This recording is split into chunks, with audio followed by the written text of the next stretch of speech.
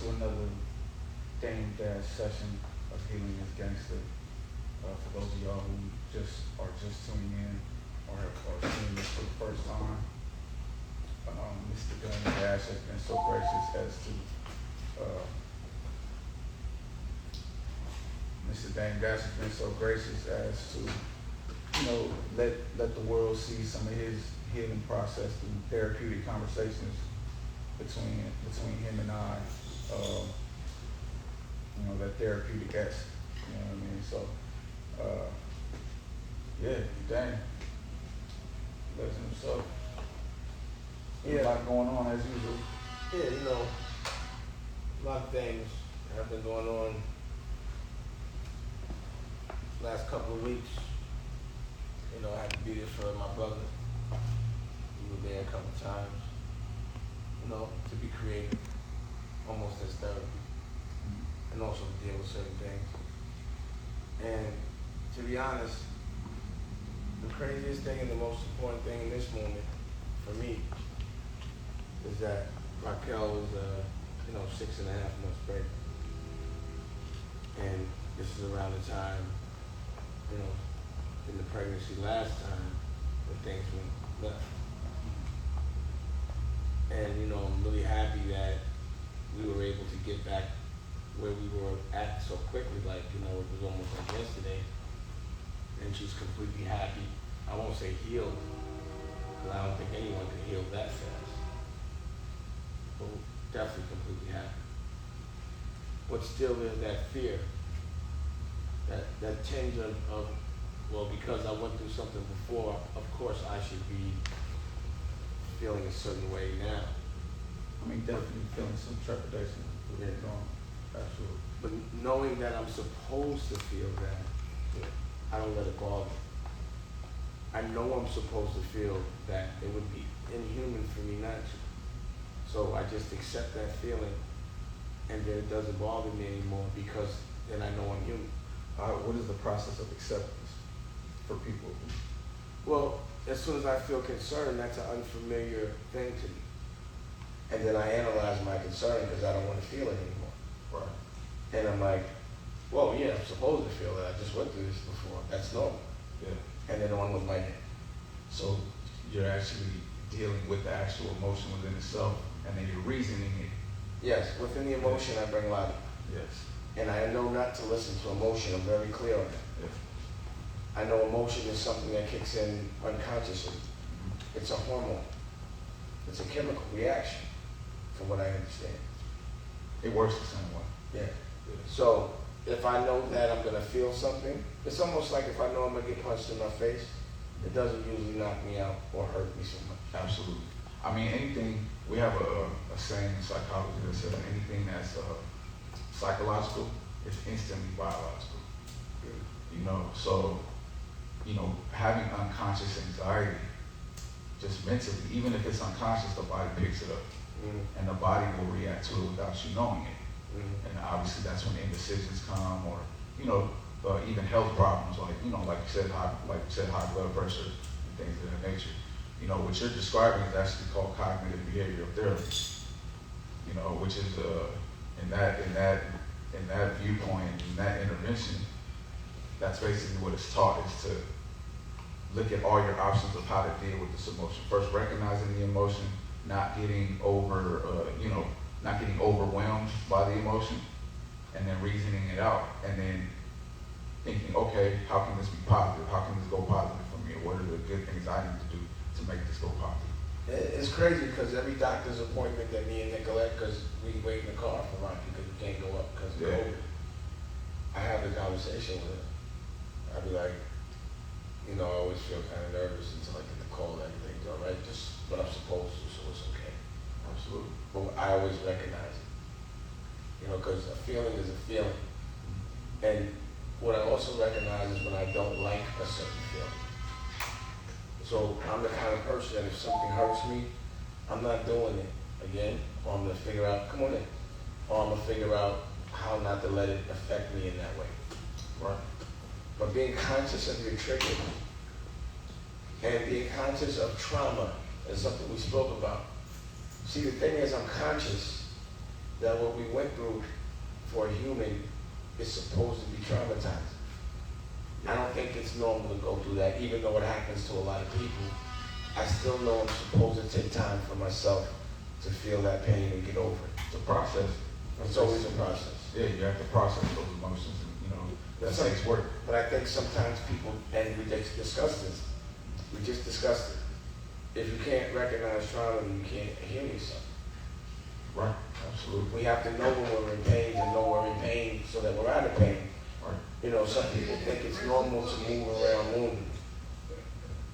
Well, I mean, you're gonna get wounded in life, Well, I think, come on down here. I think what I'm saying is some people think it's normal when they're bleeding to walk around bleeding. Oh, right, absolutely. Yeah, some people get comfortable in it. They get comfortable. It's like, I know people that have toothaches for months, and I'm like, how the fuck could you wake up every morning and they scared of the dentist? And you scared of the dentist that you rather be in this pain? Yeah.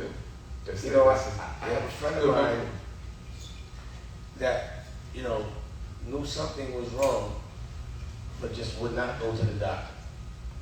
And we really had to hammer down on this person to make sure they went. And when they did go, had they not, it would have been sure that they would be not on this planet anymore in this form. It's sometimes people know they hurt and they won't fix it. It's like sometimes people are afraid of the pain they have to go through to fix what's wrong so much because it's unknown that they'd rather just be in pain instead of fixing it. And they program themselves to that they've been through so much pain that it's worse to actually look at the unknown and think there might be some more pain there. They like that becomes something that they run away from, and they'll just stick in their pain because they know it. You see, I'm a guy that doesn't like being in pain. Yeah. And what I've recognized about life is that pain is inevitable. Because somebody you love is going to die. That's going to happen at some point in your life. And in between that, because that's the pain that's the worst shit. And you can't control it. So anything that can control, out of appreciation for the fact that I'm not in that pain, I'm going to enjoy life. Absolutely. I'm going to enjoy life. Because when that pain comes, you're like, why wasn't I enjoying myself last week? I wish I had the same problems that I had last week now, as opposed to just losing somebody I love or hurting myself or doing something I regret. Why can't people enjoy their life in the moment? Why does it always take something really bad for you to understand how good your life is? It's just one of those things, experience is the biggest teacher sometimes, it actually is good. It's good sometimes. Life is struggle. Life is a constant conflict. It's a test. It is, constantly. You know what I mean? The art of war is real. But some people say to themselves, why me all day? And it's like, everything happening to you is happening to everybody. You're just dealing with it wrong. Right. Life is, stress is supposed to be a good thing. Stress in moderation actually keeps you motivated. It says, instead of procrastinating, I'm going to handle this today. It makes you evolve. Yeah, exactly. But like anything, like most things in life, if you overindulge on stress, you're going to get a bad, it's going to equate to bad things, The only thing that makes me stress are my triggers. And that's disrespect. I haven't been able to get over that trigger yet. Disrespect. People disrespect me on any shape, level, or form, it bothers me. I mean, that's understandable. Nobody likes dealing with disrespect. There's so many people are disrespectful that really don't have the power to be. And I hate to give somebody weaker than me the power to disrespect me. So what does that tell you about what you're feeling? Is it worth feeling that? Are you letting these people bother you, even though they really don't have a chance to do anything to you? Well, when somebody robs me or cons me, like these editors that I've been working with, and I know they're weak, I do feel the only thing that's going to make me feel better is to legally do something. When I drop lawsuits, I always feel better. Depositions always make me feel better. I think accountability is all I want in this world. That's all I want, is accountability. I hate when someone does something wrong and won't admit it, because then they're going to do it again. I love when someone does something wrong and can admit it and be better the next time. I really respect that in a person. I mean, do you think you're doing everything you can on your side as far as dealing with those issues and dealing with the disrespect, or holding people accountable? I just eliminate those people from my world. You can disrespect me once and it ain't gonna happen twice. So you know how to deal with it. You actively deal with it in that way. So why does it still bother you afterwards? I don't know. I don't ever like being hungry when it happens. You know? I don't think it's something I'm gonna be able to get over in that moment. I don't like pain when it happens. You know? Right. So it's just something in business you know sometimes you have to tolerate, and you just have to know how to deal with it when it happens. And I know momentarily, like literally, like a nerd disrespecting me will make me wake up in like 4 in the morning, just like smoke a joint. Like I gotta deal with that, you know. Right. Or else internally, I don't like to internalize it. Do you feel like you're internalizing these things to your detriment? No, because I don't internalize till I get it done. So I'll think about it in the wee hours of the morning, and during the afternoon it gets handled because I have a strategic plan to get myself out of that pain. So why do you think it still bothers you? Is the question. In the moment.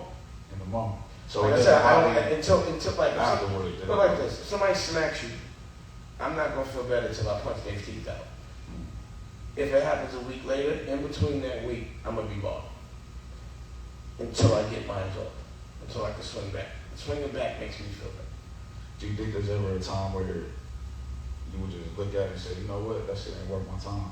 Is there ever one of them moments? Well, my problem is if sometimes you don't handle things, it gets bigger, or it starts to happen more by other people. So my street rules come in. I need to make an example of you, like Chris Brown.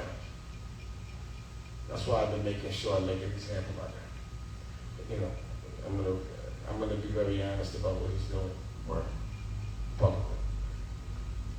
I mean, The lawyer, Chris Brown. yeah, no, yeah. And If anybody doesn't know, yeah, the lawyer, right.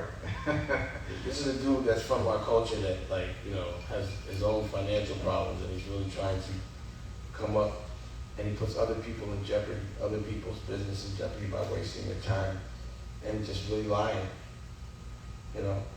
I mean, is there something, the way you deal with every one of these slights against you, I mean, is there anything about that you want to change? Or is it just, or do you feel like you just... I just feel it's part of the game. Yeah. It's like bootlegging. Right. You know, like, I used to flip tables over that shit. Yeah. So you've accepted it as just a fact. Now I made it a good thing. I look at like marketing. So I look at Chris Brown like marketing. Like, this is what happens when you fuck with. If you're not right. If you're lying. You're just gonna waste your time and look stupid. And your friends are gonna laugh at you. And no one's gonna respect you. Right. Just because of what you honestly are doing. You know, I don't know why anybody plays with somebody with a platform. That's the stupidest shit in the world. Well, I mean, some people are trying to do exactly what you said, market it and get theirs on. That's why I asked you. No, I get it, but like, they don't have a stronger platform. You know, like I said, I don't see why you would want to be wrong and mess with somebody that's right with that person having a platform. I have a television network. Right. I mean, I feel like I can make I'm gonna make a movie about Chris Brown. It's gonna happen. I mean, I just know that I'm gonna make money off him. No doubt. And people are gonna learn about what happens when you're from the culture and you still don't give a fuck about the culture. You wanna make a good black man look bad for another culture just to pay off your tax debt. Right. I mean, Nigga, absolutely. you a lawyer, you can't pay $80,000, man. You shouldn't even be a lawyer. I mean, I do think that there's people that's addicted to attention to the point where they don't care what type of attention they get, even if it's bad. Who wants attention from another man? Not a man wants attention from another man. Who wants attention? Please. You know the game you in, bro. Nah, that's the one. I ain't in that game.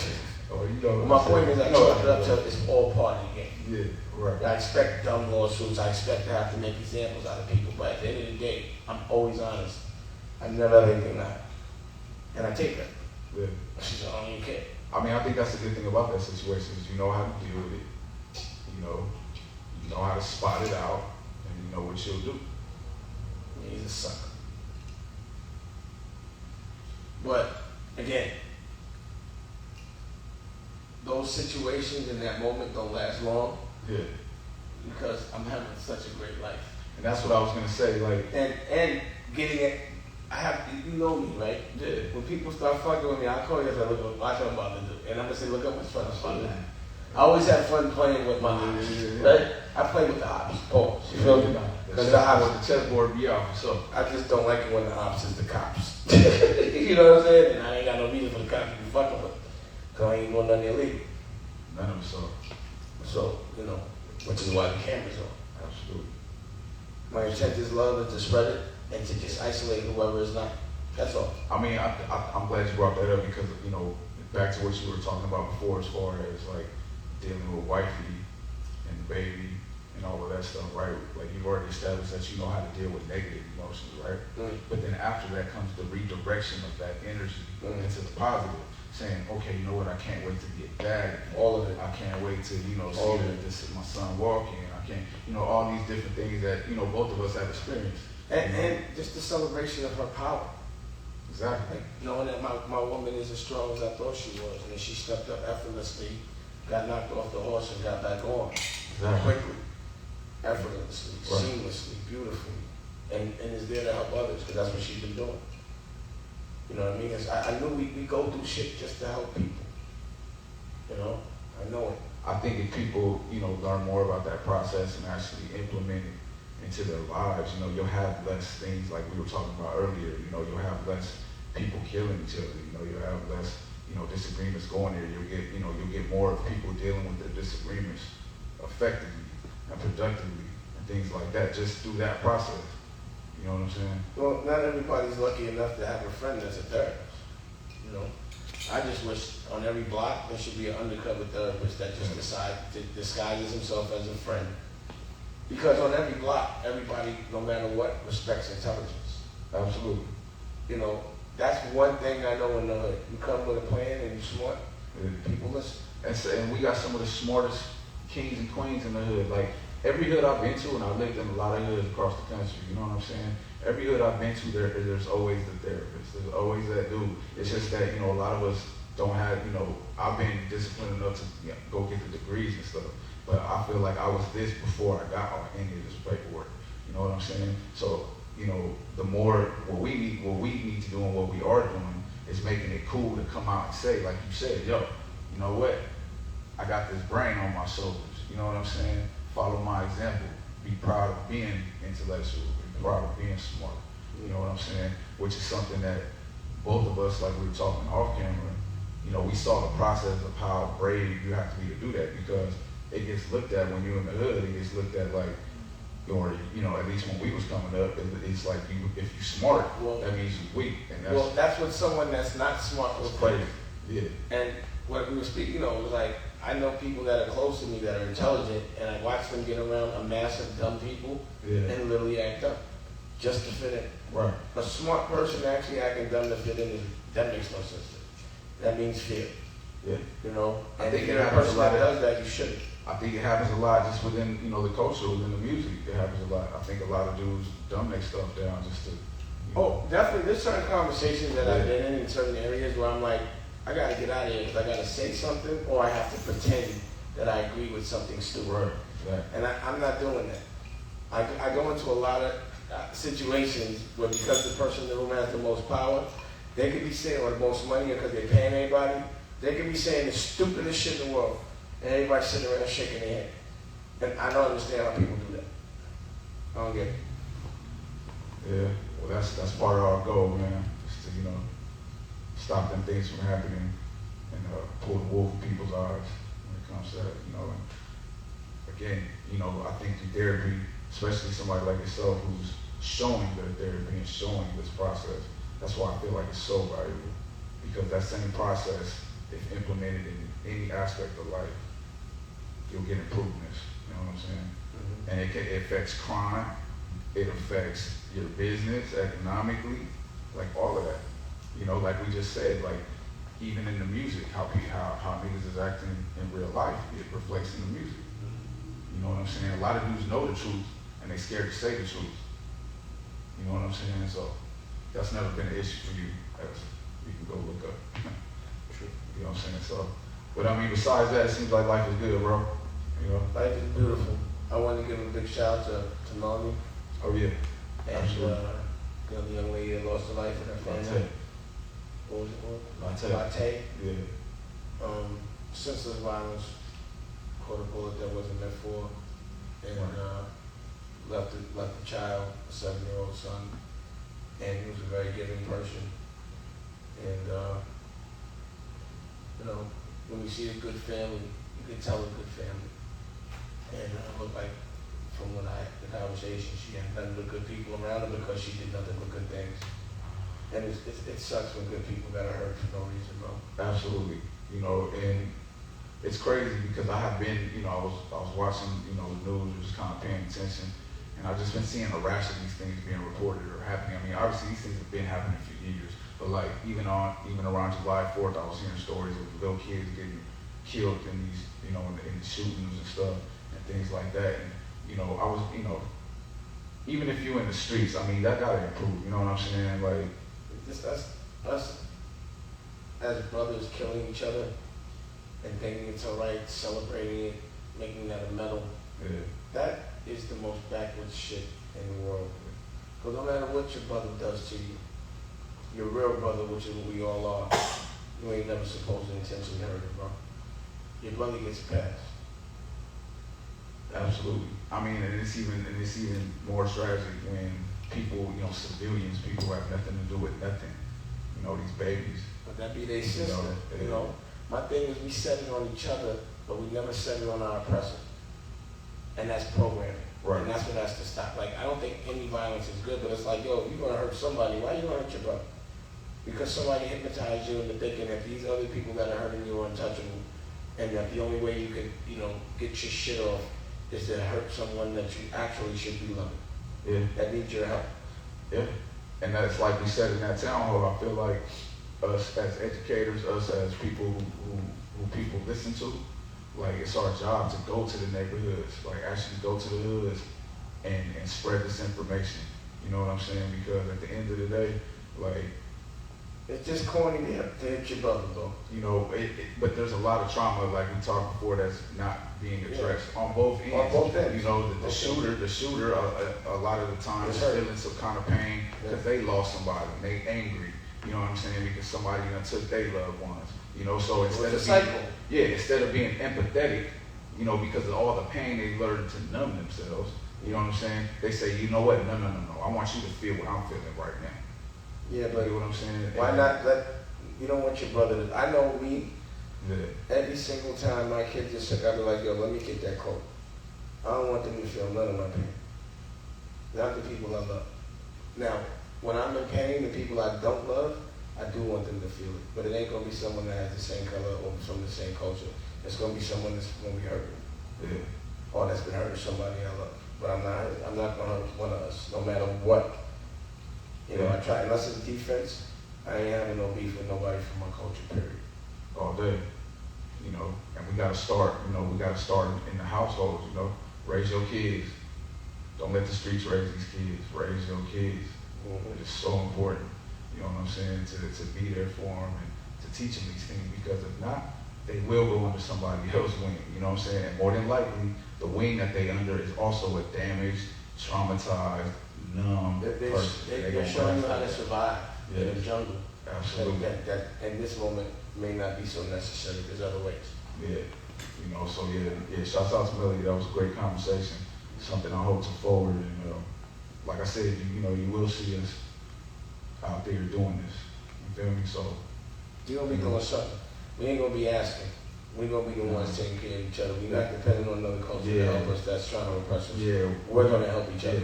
We don't need a policy. You know, they're great and everything, but me personally, I don't need to wait on policy. I don't need to wait on budgets from the government or nothing for me to go talk to my people and get this healing going. That's the same thing we're doing on this microphone right now. You know what I'm saying? Exactly. You feel me? So that's what Healing is Gangsta is about. You feel me? Anything, last words, Mr. Dame Bass? You know, the future looks bright. I wake up every morning and I'm happy and I look forward to the day. You know? It's crazy, man. Like, what the seeds that I planted, it took 10 years for them to grow. and I wouldn't still, that was still quick for me. You know, patience for something you love, it doesn't really feel like it's taking so long. When you're making advancement, you're chipping away at it. But if you believe in something wholeheartedly, it will yield. You know, if you give it 100% effort and don't wait for it to come to you. And you gotta be consistent. But just saying the same things over and over again for 20 years, first 5 years didn't work, first 10 years didn't work, first 15 years I was like, yo, I might not work, but I'm gonna keep saying it. Got to. And then finally it started kicking. Yeah. And I'm happy to see that I'm here to enjoy it kicking in. Absolutely. You know? No, shouts out to that. You know what I'm saying? My last words here today is, yo, heal yourself, heal each other, and you already know, healing is gangster. Definitely. 100 blessings. Stay safe. Corona's real, bro. Stay in the house. Get your money from the house. Mask yourself. Later. All right. I can't wait.